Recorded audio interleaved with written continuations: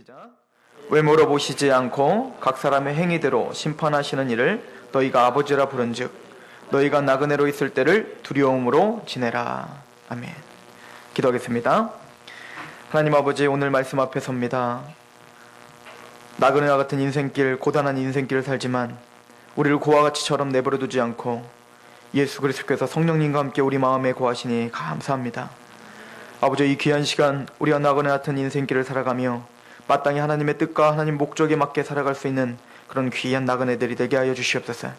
아버지, 오늘 말씀 가운데 전하는 사람이 겸손하게 되며 듣는 귀가 겸손해질 수 있도록 인도하여 주시고, 이 귀한 말씀을 통하여서 우리의 삶의 방향이 제시되고 그 말씀을 추적하는 삶을 살 수 있도록 성령님 우리를 감화시켜 주시옵소서. 예수 그리스도의 이름으로 감사하며 기도하옵나이다. 아멘.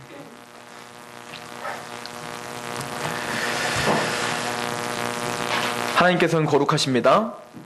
하나님께서는 죄가 없으십니다. 더 나아가서 하나님은 그 자신이 죄가 없으시고 거룩하시고 공의로우실 뿐만 아니라 우리에게 거룩하라 요구하십니다. 베드로전서 1장 우리 16절에 보면 이렇게 이야기를 하죠. 기록되었을 때 내가 거룩하니 너희도 거룩할지어다 하셨느니라. 하나님은 우리에게 계속 말합니다. 하나님이 죄가 없으시고 거룩하시고 영화로우신 것처럼 너희들도 거룩하라 라고 명령하시고 계십니다. 이것은 어떠한 특별한 사람만 거룩해야 되는 것이 아니라 하나님의 백성 모두가 다 거룩해야 된다고 성경은 이야기하고 있습니다. 오늘 말씀은 이렇게 이야기를 합니다. 외모로 보시지 않고 각 사람의 행위대로 심판하시는 이는 너희가 아버지라 부른즉 너희가 나그네에 있을 때로 두려움으로 지내라. 이것은 지금 불신자들에게 말하는 것이 아니라 예수님을 또 하나님을 우리의 아버지라고 고백하고 있는 신자들에게 보내고 있다는 데에서 우린 집중하셔야 됩니다. 어떻게 보내라? 두려움으로 보내라. 아니, 우리는 하나님의 자녀로서 두려운 마음이 아니라 평안한 마음, 기쁜 마음, 또 하나님을 생각할 때 자녀된 그 기쁨 가운데 있어야 되는 거 아닙니까? 근데 오늘 또 성경에는 뭐라고 말하고 합니까? 두려움으로 지내라고 하는 것입니다. 이 말씀이 무엇인지 오늘 우리가 상고해 보면서 우리의 삶이 하나님 앞에 좀 더 겸허해지고 하나님 앞에 조금 더 거룩해지는 그런 귀한 말씀이 되길 소망합니다. 하나님은 오늘 말씀에서 하나님은 심판하신다라고 이야기를 합니다. 근데 심판하시되 외모로 보시지 않고 각 사람의 행위대로 심판하시는 하나님이시다라고 우리에게 말씀하고 있습니다. 우리 사람들은 사람을 판단할 때 또 사람을 평가할 때 우리는 외모를 보고 평가하기가 너무나 쉽습니다. 이 사람이 좀 그럴듯해 보이고 이 사람이 좋은 옷을 입고 그러면 그 사람은 괜찮은 사람이라고 우리는 생각하는 경향이 너무 쉽습니다. 아니라고 말을 해도 우리는 뼛속까지 그렇게 생각하는 사람들이에요. 제가 서울에서 서울에 살 때 그 서울 그 사당동에 좀 좋은 식당이 있는 좋은 어떤 그 여러 그 좋은 건물에 하여튼 약속이 있어서 그쪽에 가게 됐습니다. 그 당시에 제 차가 그렇게 나쁜 차도 아니었어요. 제 차는 갤로퍼였습니다. 얼마나 좋습니까? 튼튼하고. 근데 그 차를 타고 딱 가는데 꽉 찼나 봐요. 주차장이 꽉 차서 만차가 됐나 봅니다. 그래서 저보고 저쪽으로 돌아가라는 거예요. 저쪽으로 돌아가서 가면 자기들이 돈 내주는 것도 아니고 유료 주차장이 있으니까 그쪽에 가서 좀 대라는 겁니다. 화가 나는 거예요. 아니, 주차장이 뻐젓이 있는데 근데 봤더니 만차 이렇게 써있길래 아휴, 어쩔 수 없지. 그래도 아까워도 그리고 여러분들 서상 같지 않습니다. 서울은 주차비가 굉장히 비싸요. 근데 어쩔 수 없이 이제 그쪽으로 가려고 하는 찰나에 제 뒤에 차가 있는데 제 뒤에 차는 벤츠였습니다. 근데 벤츠가 딱 오니까 갑자기 인사를 딱 하더니 만차는 걸 딱 열더니 거길 들어가게 해주는 겁니다. 기분이 어찌나 나쁘든지 사람은 이렇게 외모로 보는 거예요. 근데 이게 그 주차하는 사람만 문제입니까? 여러분들 은행에 한번 가보십시오. 제가 이제 결혼 자금이 이제 결혼하려니까 집이 있어야 될 거고 집이 있으려니까 돈이 있어야 되는데 제가 돈이 없잖아요. 그러니까 신혼 전세 자금 대출이라는 걸 받고 싶어서 이제 우리은행에 찾아갔어요. 찾아가고 이제 상담을 받는데 제 이름으로는 대출을 안 해주는 겁니다. 제 이름으로는 대출을 해줄 수가 없다는 거예요.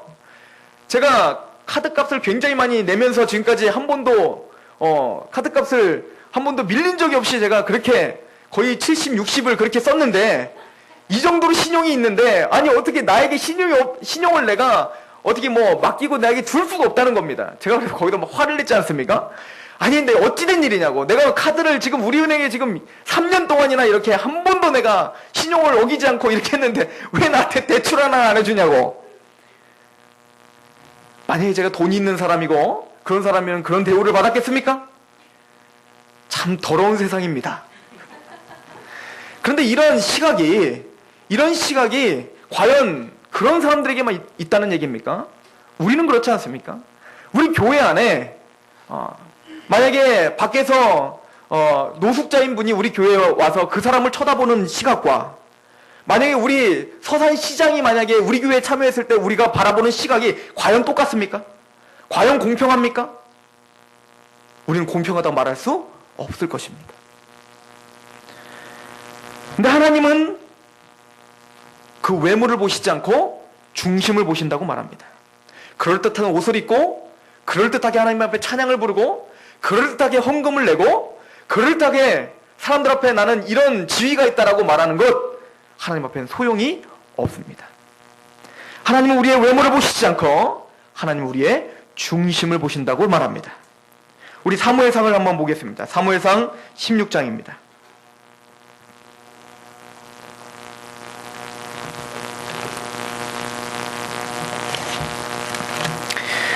사무엘상 16장 우리 7절 말씀 같이 보도록 하겠습니다. 시작. 여호와께서 사무엘에게 이르시되 그의 용모와 키를 보지 말라. 내가 이미 그를 버렸노라. 내가 보는 것은 사람과 같지 아니하니 사람은 외모를 보거니와 나 여호와는 중심을 보느니라 하시더라. 아무리 그럴듯하게 우리가 신앙생활을 하고 있더라도 아무리 그럴듯하게 우리가 번지르르한 옷을 입고 있을지라도 하나님 우리의 중심을 보시고 계시다는 것을 명심하시기 바랍니다. 또한 하나님은 우리 안에서 진리를 찾으실 것입니다. 공평하게 공평한 잣대로 우리를 보실 거란 얘기예요. 하나님은 우리를 판단하실 때에 우리 안에서 정직함이 있는가, 우리 안에서 하나님 앞에 진리가 있는가, 이것을 판단하시겠다라고 이야기합니다. 우리 로마서 2장입니다. 로마서 2장 우리 2절 말씀을 같이 한번 본독해 보겠습니다.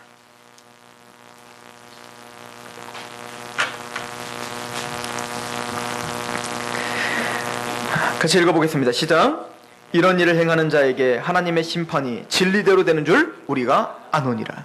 하나님은 우리를 심판하시되 진리대로 심판하십니다. 어떤 진리입니까? 그 윗절 이런 일을 행하되 이런 말이 무슨 말입니까? 1절부터 보시면 그러므로 남들을 판단하는 사람아 누구를 막론하고 내가 핑계하지 못할 것은 남을 판단하는 것으로 내가 너를 정죄함이니 판단하는 내가 같은 일을 행함이니라. 우리는 사람들을 쉽게 판단하는 사람들입니다. 저 사람은 이것 때문에 문제야. 저 사람은 저것 때문에 문제야. 그리고 우리 사람들이 모여서 항상 제일 재밌다고 하는 것이 뭐냐면 사람들 모여서 어떤 사람들 흉 보는 거예요. 그렇죠? 한번 회사에서 사람들끼리 모였을 때 한번 잘 들어보세요. 한번 정신을 깨워서 한번 잘 들어보십시오. 어떤 얘기들이 줄을 이루는가. 사람들 판단하기 바쁘죠. 저 교회는 뭐 때문에 이렇대. 이 사람은 뭐 때문에 그렇대. 그 사람은 썩었어. 그 사람은 안 돼. 그 사람은 정직하지 못해. 그 사람은 뭔가 이상해. 사람들 판단하기 바쁩니다. 근데 성경은 분명히 우리에게 말합니다. 그 판단한 것으로 내가 너희를 판단할 것이다. 이것은 우리가 중대한 문제입니다. 우리가 농담하는 것도 다시 한번 생각해 봐야 될 문제인 거예요. 내가 같은 일을 행함이니라. 우리는요, 남들의 그 여러 가지 상황들과 여러 가지 것들을 깊이 있게 깨닫지 못하고 현실적으로 보여주는 그것들만 판단하기 바쁜 사람들입니다. 그래서 우리는 남한테는 굉장히 냉철하고 나한테는 너그럽죠. 남들이 불륜을 저지르면 그건 지저분한 불륜입니다. 그런데 내 안에 뭔가 사랑하는 사람이 생기면 어떻게 됩니까? 그건 로맨스입니다. 그건 왠지 모르게 사랑인 것 같아요. 그럼 왠지 모르게 나한테 따뜻함을 준 어떤 사랑이지, 그건 불륜이 아니라고 착각하는 것이 너무나 놀랍게 인간들의 태도입니다. 그리고 남들을 대할 때는 어떻습니까? 굉장히 냉철하게 그들을 심판하고 있습니다. 근데 하나님은 말합니다. 그 모든 것들을 다해서 하나님은 우리의 중심을 보시고 너를 심판할 줄로 알라라고 이야기를 하고 있습니다. 하나님은 오늘 본문에 보면 각 사람을 행위대로 심판하시겠다라고 이야기합니다. 우리가 좋은 교회에 있다고 해서, 교회의 몸을 담고 있다고 해서, 우리 교회가 복음을 전하는 교회다, 우리 교회가 이단 상담을 하는 교회다, 우리 교회는 좋은 목사님을 모시고 있다, 우리 교회는 참 괜찮다라고 하는 어떤 공동체 의식 때문에 나도 괜찮다라고 생각하면 안 된다는 얘기예요. 하나님은 각 사람을 심판하신다고 말합니다. 이해가십니까? 저 교회는 저렇게 해서 나쁜데 우리 교회는 좋다. 그 얘기가 내가 좋다는 얘기가 아니에요. 우리 교회가 좋다는 얘기지. 이해가십니까? 하나님은 공동체로 심판하시는 게 아니라 각자를 심판하십니다. 각자를 중심을 보십니다. 각자의 그 삶을 판단하십니다. 각자의 행위를 그대로 보시는 분입니다. 하나님은 외부의 영향을 받지 않습니다. 우리 아버지가 모시기 때문에, 우리 아버지가 신앙이 좋으니까, 내 어머니가 신앙이 좋으니까 나를 조금 좋게 봐주겠지. 아니요. 그렇지 않습니다. 하나님은 개인은, 신앙은 1대1의 문제예요. 얘들 알았어? 1대1의 문제인 겁니다. 아무리 우리 어머니가 기도를 많이 하더라도, 아무리 많이 우리 부모님들이 하나님 앞에 모든 헌신을 다하더라도 우리 청소년 아이들은 청소년 하나님 앞에 너희들이 서야 돼. 지금 저는 청소년에게 이야기하는데 어른만 저를 쳐다보지 청소년들은 저를 쳐다보지 않아요. 하나님 앞에 서시기 바랍니다. 하나님 앞에 각자 심판을 받는다. 이것을 명심하시길 바랍니다. 그런데 우리는 그렇게 거룩하시고 우리의 중심을 보시는 그 하나님, 공평하게 우리를 판단하시는 그 하나님을 누구라 부르시는 사람이라고 말합니까? 아버지라 부른다라고 말합니다. 요한복음 1장 12절의 말씀은 이렇게 말합니다. 영접하는 자, 곧 그 이름을 믿는 자에게는 하나님의 자녀가 되는 권세가 주어진다.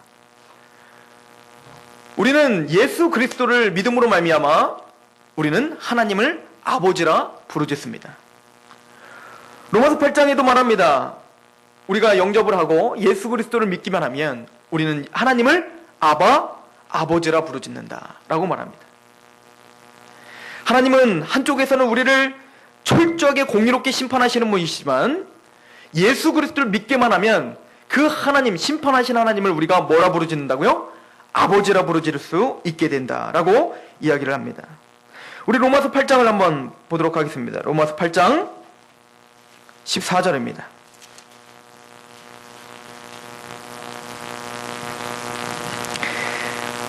같이 공독합니다. 14절 15절 시작. 무릇 하나님의 영으로 인도함을 받는 사람은 곧 하나님의 아들이라.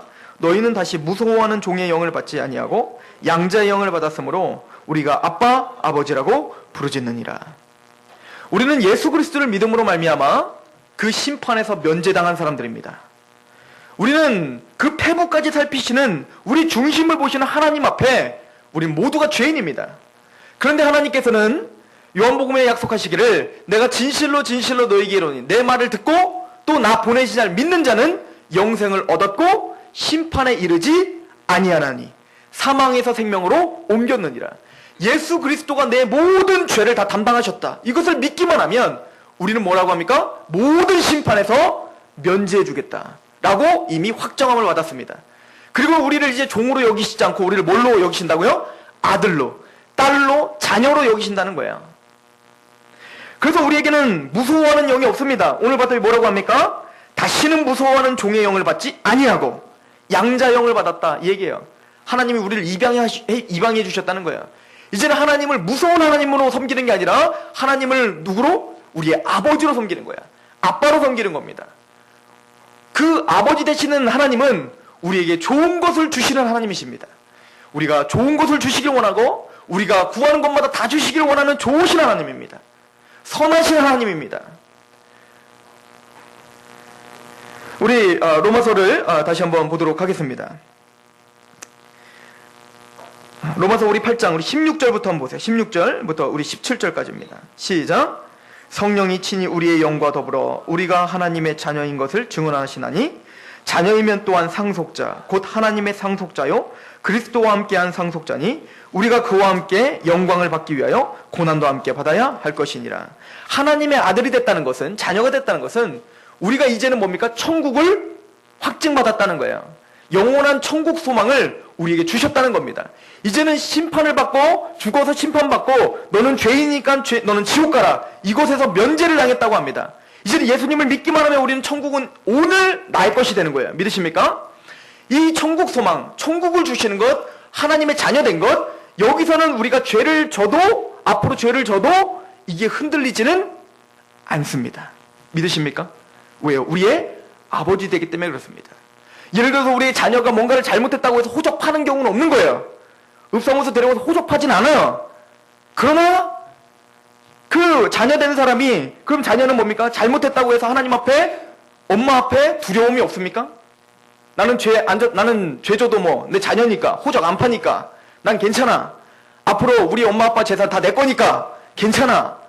이게 합당한 태도입니까? 그렇지 않아요. 그럼에도 불구하고 구원을 받고 하나님의 자녀가 됐어도 하나님을 두려워하셔야 됩니다. 여기서 말하는 두려움은 지옥에 갈까봐 두려운 게 아니에요. 우리가 뭔가 존경하는 사람이 앞에 있고 정말 좋아하는 사람이 앞에 있을 때 그 앞에 어떠죠? 내 몸을 조심하죠. 여러분들 처음 연애해서 정말 사랑하는 사람, 정말 좋아하는 사람 앞에 있을 때 어떻습니까? 머리 안 감고 그냥 아무렇게나 막 가요? 그냥 막 옷 막 일주일 내내 입었던 거 그냥 체육복으로 그냥 그렇게 입고 가요? 진짜 좋아하는 사람 앞에 어떻게 하죠? 나를 다시 한번 점검하죠. 왜요? 두려운 거예요? 나 깨질까봐? 이렇게 막 머리 안 감으면 나 깨질까봐? 나 좀 있으면 헤어질까봐? 헤어지자고 할까봐 두려워가지고 막 절절 매는 겁니까? 그게 아니에요. 너무나 사랑하기 때문에, 너무 좋아하기 때문에 그 사람 앞에서 나를 어떻게 하는 겁니까? 점검하는 거죠. 내가 그 사람을 너무 존경하는 사람이 앞에 있다고 생각해 보세요. 굉장히 존경하는 분이 앞에 있는데 그 사람 앞에서 함부로 합니까? 그렇지 않죠? 그 사람 앞에 내 삶의 태도를 다시 한번 온 매무새를 다시 다잡는 거예요. 그런 것처럼 하나님을 우리가 존경하기 때문에, 하나님 너무나 사랑하기 때문에 우리는 그 하나님 앞에 두려움으로 서 있는 겁니다. 우리가 죄를 범해도 우리에게 주신 그 천국에 대해서는 끊어지지 않습니다. 우리 시편, 우리 89편 보세요.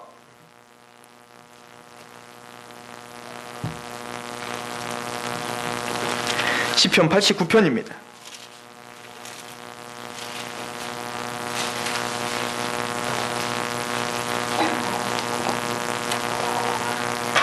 (30절에서) (34절입니다) 같이 한번 읽어봅니다. 시작. 만일 그의 자손이 내 법을 버리며 내 규례도 행하지 아니하며 내 율례를 깨트리며 내 계명을 지키지 아니하면, 자 보세요. 하나님의 백성이 하나님의 법을 버리고 하나님 규례대로 행치 않고 하나님 율례를 깨트리고, 즉 죄를 범해요. 우리 구원받은 하나님의 사람들이, 약속을 받은 하나님의 사람들이 만약 죄를 범해요. 우린 그럴 수 있죠. 계속 죄를 범하면 하나님은 그 죄를 그렇다고 넘어가시지는 않는다는 거예요. 그 죄를 반드시 어떻게 하겠다는 거예요?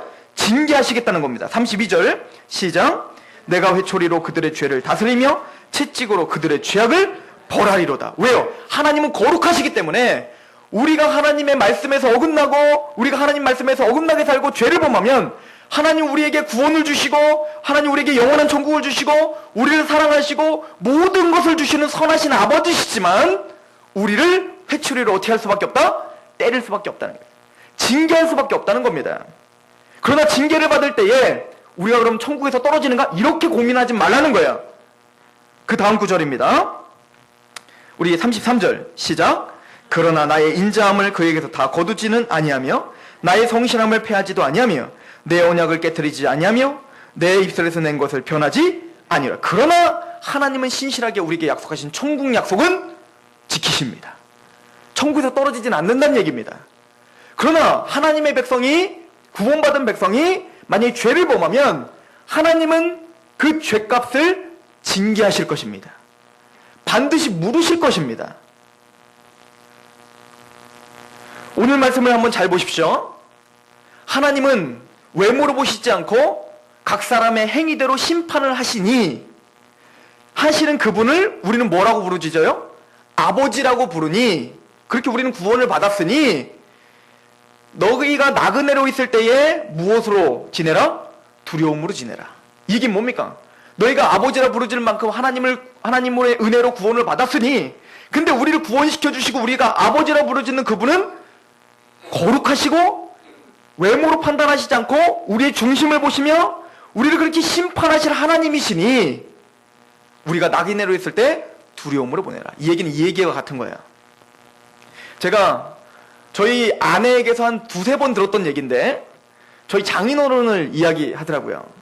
저희 장인어른이 굉장히 강직하고 굉장히 그리고 선하십니다. 굉장히 애교도 많으세요. 그래서 제가 처음 결혼하고 딱 가자마자 오오오 막 그러면서 막 끌어안고 막 그러시는 분이에요. 저는 막 그런 거 못하니까 가만히 뻣뻣이 서 있고, 우리 장인어른만 저를 끌어안고 막 굉장히 사랑이 많고 자녀들과 놀아주는 걸 좋아하고 굉장히 선하십니다. 근데 한 번은 이런 적이 있었다는 거예요. 어렸을 때. 이게 그 저희 처남에게는 계속 내리에 있었다는 거예요. 한 번 저희 장인어른께서 저희 처남한테 날로차기를 한 번 한 적이 있었답니다. 진짜로 날로차기로다 그냥 그 얌전하시고 그 사랑 많으신 그분이 저희 처남을 날로차기로 그냥 한 대 엄청나게 그래. 그게 충격이었겠죠. 왜 그랬냐면 다른 건 용서를 못해도 아버지 앞에서 거짓말하는 것은 참을 수가 없었던 겁니다. 계속 그 장인어른이 이야기했대요. 거짓말은 하면 안 된다. 적어도 거짓말하면 안 된다. 난 너를 사랑한다. 난 너에게 모든 걸 해줄 수 있다. 그러나 내 앞에서는 거짓말하면 안 된다. 사람이 정직해야 된다. 이걸 계속 얘기했다는 거예요. 그런데 학원을 빠졌다나 뭐 했다는 그렇게 거짓말 해놓고는 거짓말, 그지? 아버지가 다 해봤더니 뭐 다 알아낸 거야. 그런 다음에 물어본 겁니다. 너 어디 갔다 왔어? 근데 거짓말 한 거죠. 그랬더니 바로 날라차기를 하신 거예요. 이게 무슨 얘기죠? 그 아버지가 그 아들을 사랑하지 않는 겁니까? 아버지는 정직하신 아버지시다. 아버지는 정직을 너무너무 중요하게 여긴다. 그러므로 너의 삶을 어떻게 해야 돼요? 정직하게 해야 된다. 두려움으로 정직하게 살아라. 이 얘기하고 똑같은 거예요. 하나님은 우리의 중심을 살피시고 우리를 거룩하기를 원하신다. 그러므로 너희 나그네에 있을 때에 두려움으로 지내라. 무슨 얘기인지 이해가십니까? 이건 단순히 나 지옥 갈까봐 두려워한다는 얘기가 아니에요. 하나님이 나의 거룩하신 하나님이 나의 아버지시니까, 하나님 우리를 정직하시길 원하시니까, 하나님 우리를 거룩하기를 원하시니까, 하나님 우리의 중심을 보시는 분이니까, 내가 그럴듯하게 지금 예배를 드리고 있더라도 우리 마음을 보시는 하나님이시니까 하나님 앞에 정직하게 중심을, 우리의 삶을, 우리 나그네 된 삶을 하나님 앞에 두려움으로 지내는 것이 마땅한 줄로 믿습니다. 착각하시면 안 됩니다. 구원을 받았다고 해서 너그럽지 않습니다. 남들은 구원받지 못한 저 율법주의자들은 하나님이 심판하시면 나는 괜찮아. 나는 뭐 하나님의 은혜 가운데 있는데 뭐 까짓 거. 아니요. 여러분들이 정말 구원을 받고 정말 하나님의 자녀라면 더 두려워하셔야 됩니다. 왜냐하면 여러분들 사랑하시는 만큼 더 진책하실 것이고 날로차기가 아니라 이단협차기를 하실지도 몰라요. 무슨 얘기인지 이해가십니까? 하나님 우리를 사랑하시기 때문에 그렇습니다. 만약 우리 장인어른이 전혀 알지도 못하는 옆집 아이가 거짓말했다고 해도 날라차기 하지 않습니다. 날라차기 하니까 좀 이상하긴 한데 징계하지 않습니다. 내 자녀니까, 내 자녀에게 정직해져야 되니까, 내 자녀 더욱더 거룩해야 되니까 내 자녀이기 때문에 징계를 하신다고 말합니다. 히브리서 봅시다. 히브리서 12장입니다. 12장 5절입니다.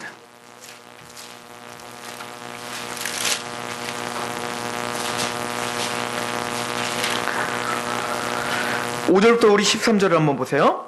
시작. 또 아들들에게 권하는 것 같이 너희에게 권면하신 말씀도 잊었도다. 일러스되 내 아들아 주의 징계하심을 경히 여기지 말며 그에게 꾸지람을 받을 때에 낙심하지 말라. 주께서 그 사랑하시는 자를 징계하시고 그가 받아들이 아들마다 채찍질하심이라 하였으니 너희가 참은 징계를 받기 위함이라. 하나님이 아들과 같이 너희를 대우하시나니 어찌 아버지가 징계하지 않는 아들이 있으리요. 징계는 다 받는 것이거늘 너희에게 없으면 사생자요 친아들이 아니니라. 여러분들이 하나님의 친백성이 됐기 때문에 하나님은 우리의 죄를 그냥 보실 수 없습니다. 하나님은 사울이 범죄했을 때 그냥 잘라버리고 맙니다. 왕에서 쫓아내고 말아요. 그러나 다윗이 범죄했을 때는 어떻게 하죠? 다윗이 밧세바와 동침하고 우리아를 죽이는 그런 엄청난 범죄를 했을 때는 하나님은 다윗을 징계하시면서 끝까지 붙드십니다. 나중에 그래서 다윗은 어떻게 했습니까? 다윗은 비밀리에 그런 음란한 그런 간음죄를 저질렀지만 하나님이 다윗을 어떻게 했어요? 나중에 왕위 오르게 하시고 자기 아들인 아들로 인해서 어떻게 했습니까? 백주대낮에 자기의 모든 아내들이 그렇게 치욕을 당하는 것으로 하나님은 징계를 하십니다. 그럼에도 불구하고 다윗을 끝까지 붙잡죠. 왜 그렇죠? 다윗은 하나님의 사람이었기 때문에 그렇습니다. 야곱이 형을 속이고 아버지를 속이는 죄를 범했을 때 물론 그것을 통해서 하나님은 반드시 야곱에게 이스라엘 축복을 주시고 반드시 이스라엘이라는 그 모든 복을 다 주십니다. 그러나 그걸로 인해서 라반네 집에서 또 형에 의해서 힘든 삶이 고단한 삶으로 통해서 징계하십니다. 우리가 하나님 백성입니까? 그렇다면 우리가 하나님 앞에 거룩하게 드리지 못하는 것들을 하나님은 징계하실 것입니다. 하나님 그 앞에 두려움으로 서셔야 됩니다. 왜냐하면 하나님은 성실하신 아버지시기 때문에 그렇습니다. 우리 시편 119편을 한번 보십시오. 시편 119편.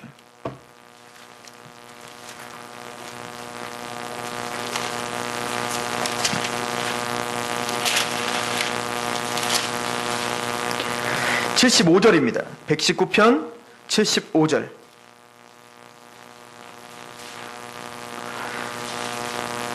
같이 봉독합니다. 시작. 여호와여 내가 알거니와 주의 심판은 의로우시고 주께서 나를 괴롭게 하심은 성실하심 때문입니다. 하나님이 때로는 우리의 삶 가운데 괴롭게 하실 때가 있어요. 그 괴롭게 하심은 하나님이 어때서 우리를 괴롭게 하신다고요? 성실하시기 때문에 괴롭게 하신다는 얘기예요. 왜 성실하신데 우리를 괴롭게 하실까요? 우리 조금 더 말씀 들어 한번 볼까요? 잠언서 13장입니다.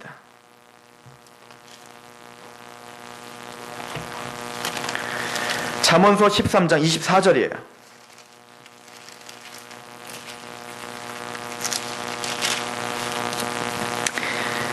같이 봉독합니다.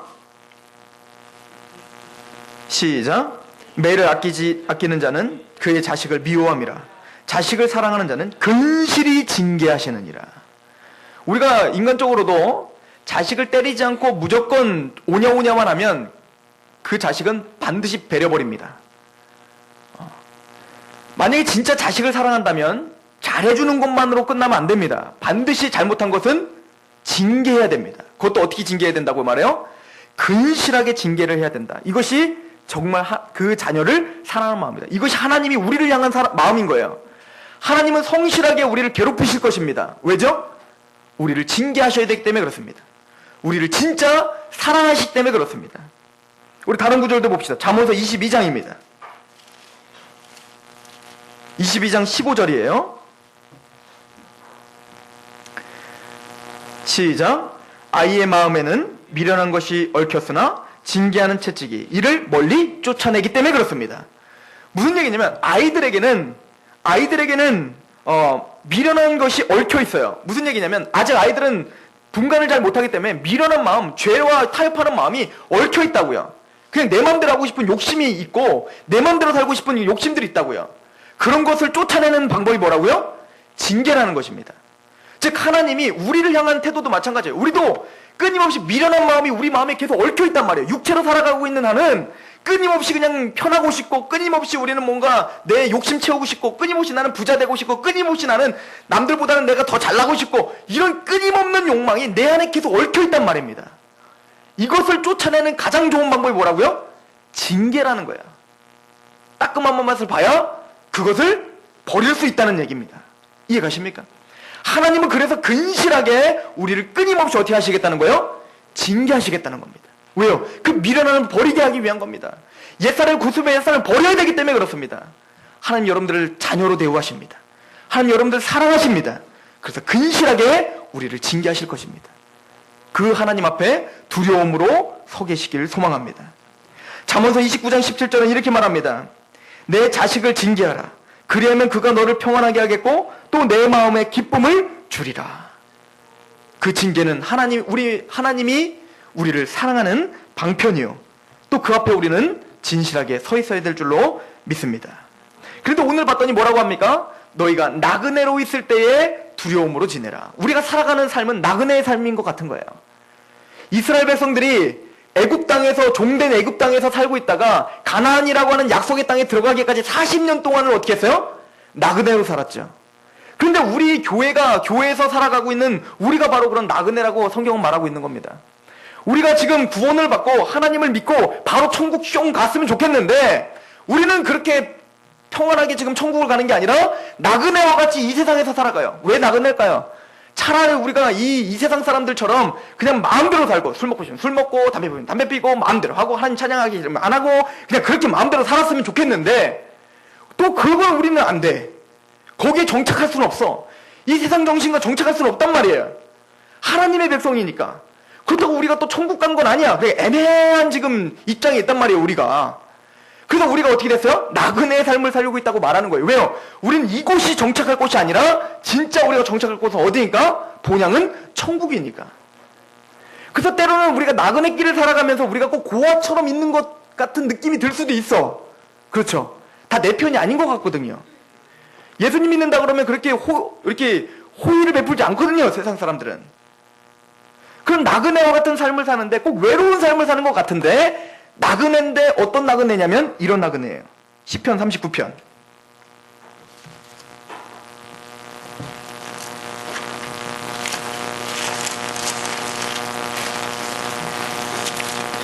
물론 교회에는 앉아있지만 나그네가 아닌 삶을 사는 사람도 있죠. 이 세상이 전부인 것처럼.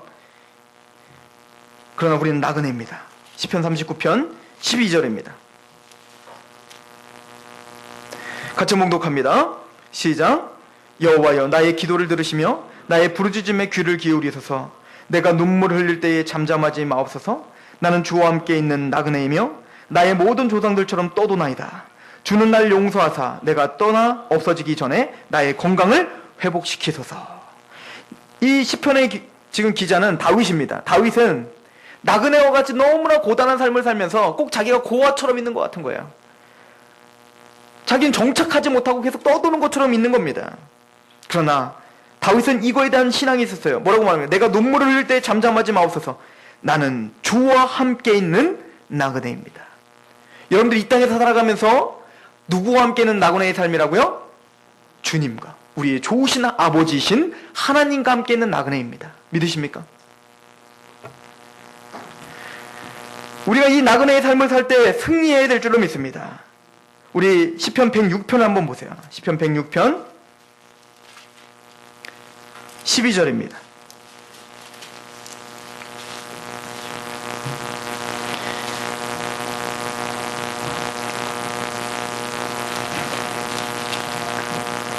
(12절) 우리 같이 봉독하도록 하겠습니다. 시작. 이에 그들이 그의 말씀을 믿고 그를 찬양하는 노래를 불렀도다. 그러나 그들은 그가 행하신 일을 곧 잊어버리며 그의 가르침을 기다리지 아니하고 광야에서 욕심을 크게 내며 사막에서 하나님을 시험하였도다.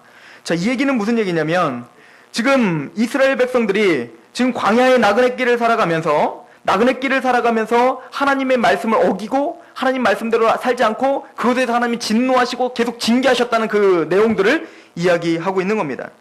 그런데 이에 그들이 그의 말씀을 믿고 그를 찬양하는 노래를 불렀다라고 이야기를 합니다. 우리 45절도 한번 보세요. 45절.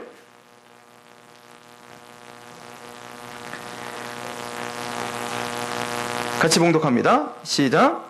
그들을 위하여 그의 언약을 기억하시고 그 크신 인자하심을 따라 뜻을 돌이키사. 그러나 하나님 그 언약 하나님의 말씀을 기억하는 자에게는 뭡니까? 하나님이 뜻을 돌이키고 징계를 걷어가시는 분이십니다. 나그네 길을 살아가면서 하나님의 말씀에 집착하시기 바랍니다. 그럴 때 우리의 징계를 벗어나고 하나님 앞에 성실하게 하나님의 말씀대로 우리가 정확하게 살아갈 수 있는 그 힘이 말씀에 있는 줄 믿습니다. 우리 119편을 한번 보세요. 시편 119편 75절입니다.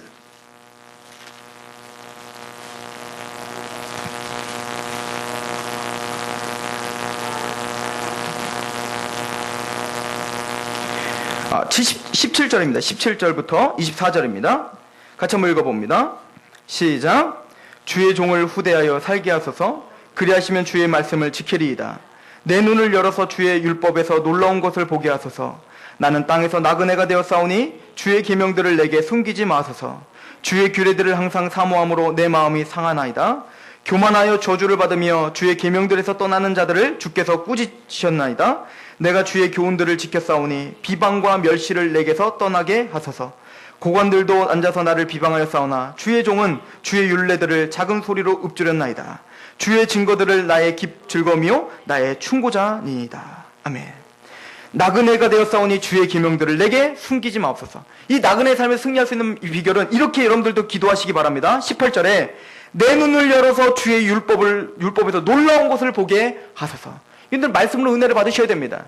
말씀을 묵상하실 때, 말씀을 보실 때 그 말씀에서 은혜를 받으셔야 여러분들이 나그네 길을 살아가는 동안에 하나님의 율례를 떠나지 않게 됩니다. 이것이 나그네 길을 두려워하며 지내라 라고 하는 비결입니다. 믿으십니까? 어떻게 두려워해야 됩니까? 말씀을 통하여서 하나님의 율례를 기억하셔야 됩니다. 그리고는 그 거룩하시고 우리 중심을 잡히시는 하나님의 아버지 앞에 우리가 우리의 삶을 두려움으로 들이셔야 될 줄로 믿습니다.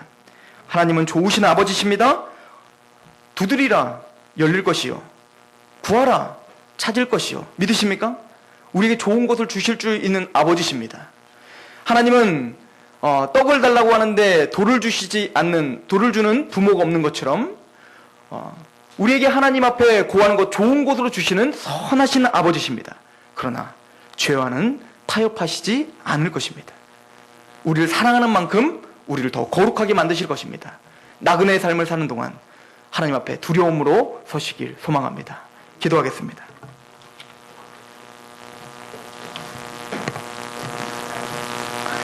하나님 아버지, 예수 그리스도 하나밖에 없는 아들을 우리에게 내어주시며 우리를 구원해 주신 하나님의 사랑을 찬양합니다. 죽을 수밖에 없고 지옥 갈 수밖에 없는 우리 인생들을 구원하시기 위해서 하나밖에 없는 아들을 죽이셨습니다. 그 사랑이 너무 놀라워 하나님 앞에 찬양을 드리고자 이 예배에 참여한 하나님의 백성들을 붙잡아 주시옵시고, 아버지 하나님, 그 하나님이 우리를 거룩하게 하시고자 그 거룩한 욕심이 있는데 아버지 그 욕심에 맞게 우리가 이 나그네의 삶을 사는 동안 두렵고 떨림으로 설 수 있도록 인도하여 주시옵소서. 그 구원함을 주신 하나님을 찬양하되 우리의 삶으로 그 거룩함으로 말씀에 순종함으로 두려움으로 설 수 있도록 인도하여 주시옵소서. 그렇게 하신 하나님을 찬양하며 예수 그리스도의 이름으로 감사하며 기도합나이다.